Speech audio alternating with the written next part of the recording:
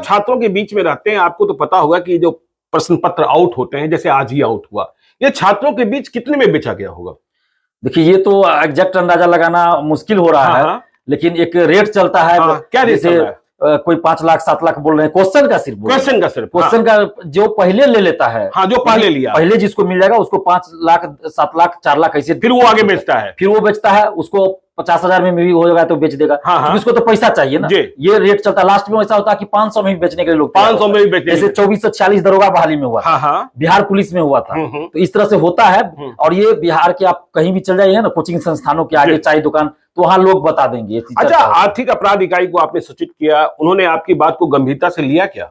हाँ, अभी तक तो जो मुझे जानकारी मिली है उसके अनुसार उन्होंने तुरंत गंभीरता से लिया। और तुरंत बीएसएससी ऑफिस गए हैं और अध्यक्ष सचिव ये लोग से वो लोग पूछताछ कर रहे हैं, जैसा कि मुझे मीडिया के माध्यम से जानकारी प्राप्त हुई है। तो अब तो छात्र फिर से सड़कों पर आ जाएंगे, आंदोलन करेंगे, क्योंकि देखिए उनका दुखी होना, उनका गुस्सा फटना, देखिए अब हालात बिगड़ भी सकते हैं, जैसा आपने पिछली परीक्षाओं में देखा है। एक छात्र नेता की हैसियत से आपको शांति की अपील तो करनी चाहिए, इसकी लड़ाई लड़ी जाएगी, लेकिन क्या आप सोचते हैं? नहीं, हमारा जब भी आंदोलन हुआ है शांतिपूर्वक ही हुआ है। भले पुलिस हमें मारे, घसीट के जेल भेज दे, लेकिन हम लोग एक कागज का टुकड़ा भी किसी पे नहीं मारे। कितनी बार जेल चले गए आप? अभी तक तो एक बार जेल गए हैं, 3 बार थाना में घसीट के ले जाया गया है, और एक बार जेल गए हैं, 15 दिन रहे हैं। और पिछले बार तो 13 दिसंबर को बीएसएससी ऑफिस से हमको घसीट के डेड बॉडी की तरह ले जाएगा था उस ठंड में। और उसके बाद भी 1-2 जगह हुआ है। 31 अगस्त को परसेंटाइल वापस लेने के मुद्दे पे ये आउट कैसे हो जाता है? कहां लीकेज है, कहां लूप होल्स है? देखिए, सबसे बड़ा तो लीकेज का एक कारण है कि प्राइवेट एजेंसियों को जो क्वेश्चन छापने की जिम्मेवारी दी जाती है, ठीक है, तो वहां से ये लोग सेट कर लेते हैं, एजेंसी से संपर्क में रहते हैं, और अरबों करोड़ों रुपया का डील होता है। वहां से जो बड़े बड़े शिक्षा माफिया हैं वो लोग वहां से ही क्वेश्चन ले लेते हैं। जैसे झारखंड सचिवालय का भी हुआ था, अच्छा, जिसमें इस कंपनी का भी नाम आया था, एफआईआर भी दर्ज हुआ, बहुत सारा बात हुआ। लेकिन अब बिहार में उसी कंपनी को क्या दिया गया है, जैसा कि मुझे बहुत सारे लोगों ने जानकारी दी, उसी कंपनी को सचिवालय सहायक का भी पेपर सेट करने के लिए छापने की जिम्मेवारी दी गई। छापने की जिम्मेवारी। और हमने बीएसएससी ऑफिस जाकर 1.5 महीना पहले उनको बताया था लिखित में कि आप अगर इस कंपनी को दिए हैं तो उससे वापस लीजिए, दूसरे कंपनी को दीजिए। अच्छा, क्योंकि ये क्वेश्चन आउट कराने के फिराक में लोग लगे हुए हैं, इस कंपनी के संपर्क में है। अच्छा, और बीएसएससी के चेयरमैन साहब मिलते नहीं है हम लोगों से, बीएसएससी के कोई अधिकारी नहीं मिलना चाहते। हम लोग 2-2 घंटा इंतजार करते हैं, लगता है जैसे क्रिमिनल आ गया, आतंकवादी आ गया, नहीं मिलता। तो लिखित रूप में हमने वहां पे जमा कर दिया था। अच्छा, उसके बाद भी कार्रवाई नहीं हुई, तो अब हम क्या करें? चलिए, एक आपको लगता है कि जहां प्रिंटिंग होता है वहां, फिर आपको लगता है क्या सप्लाई चेन जहां से परीक्षा के लिए प्रश्न पत्र जाता है, या ब्रांचेज को या सेंटर्स को, वहां भी इनकी से बिल्कुल रास्ते से भी हो सकता है, होता है, सेंटर पे भी हो जाता है, जैसे जिला में आता होगा, जैसे बीपीएससी में दिखाई पड़ा, बीपीएससी में जिस तरह दिखाई दिया, और सेंटर पे जाता है, उस बीच में भी हो सकता है, सेंटर से भी हो सकता है।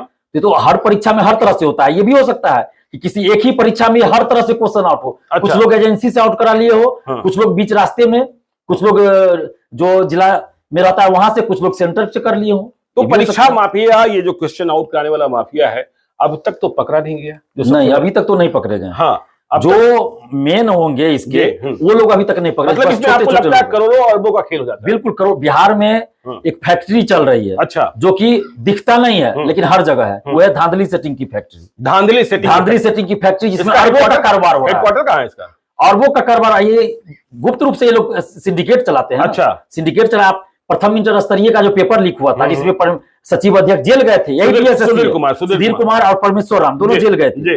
उस समय परमेश्वर राम ने कई मंत्रियों विधायकों का भी नाम बताया, लेकिन आज तक तो किसी पे कोई कार्रवाई नहीं हुई। अच्छा, तो सरकार जब तक सभी लोगों पे कार्रवाई नहीं करेगी, हम ये नहीं करें किसी बेगुनाह को आप ये कर दीजिए, लेकिन जिसके खिलाफ सबूत है उसके खिलाफ तो कार्रवाई कीजिए। लेकिन पिछले 3 दिनों में लग रहा था कि जब बिहार को नए डीजीपी मिले आर.एस. भट्टी, कि अपराधियों पर अंकुश कसा जाएगा, 72 घंटों में कोई बड़ी वारदात की घटना भी नहीं घटी है। लेकिन अब ये देखिए, परीक्षा का काम तो आयोग का है, और परीक्षा कैसे ठीक से हो, कैसे क्वेश्चन, अब आपको क्या लगता है किससे उम्मीद है, कौन कर सकता है? देखिए, वर्तमान समय में तो मुझे नहीं लगता कि किसी से उम्मीद करना उचित है। अच्छा, हम लोग बीपीएससी पेपर लीक में उम्मीद किए थे मुख्यमंत्री जी से कि ये कुछ करेंगे, लेकिन जांच तो कर दिए, जांच बैठवा दिए, कैंसिल कर दिए, लेकिन फिर बीच में ही जांच बंद हो गया। तो अब तो उनसे भी उम्मीद नहीं। उस समय उम्मीद थी कि कुछ होगा, लेकिन जब तक बड़ी मछलियां नहीं पकड़ी जाएगी तो फिर तो छोटे मोटे 4-10 लोग को अरेस्ट कर लीजिए, कोई फर्क नहीं पड़ता। ऐसे बहुत लोग हैं शिक्षा माफिया जो ये सोच के चल रहे हैं कि जेल ही ना जाएंगे, 4 साल 5 साल में तो बाहर आ जाएंगे, फिर अरबों रुपया का खेल चलता है उनका। बड़ा बड़ा अपार्टमेंट बना लिया है सब। तो क्या आपको लगता है कि जब बड़ी मछलियां जो हैं क्या वो अब भट्टी से भी लड़ पाएंगे? अब ये तो हम नहीं कह सकते, लेकिन भट्टी साहब से हम लोग उम्मीद करते हैं हाँ। कि नए आए हैं तो कुछ करें। जो इस तरह का शिक्षा माफिया जो सक्रिय है बिहार में, तो उन पे कार्रवाई कर सकते हैं। पुलिस के पास तो अधिकार है, उनके लिए थोड़े की सरकार से अनुमति और जिस तरीके का तेवर है उनका जो तेवर है, पिछला रिकॉर्ड है, तो उनसे हम उम्मीद कर सकते हैं। और हम उनके पास जाएंगे, हम उनके पास जितना भी हमारे पास जो जानकारी होगी उनको जाके देंगे।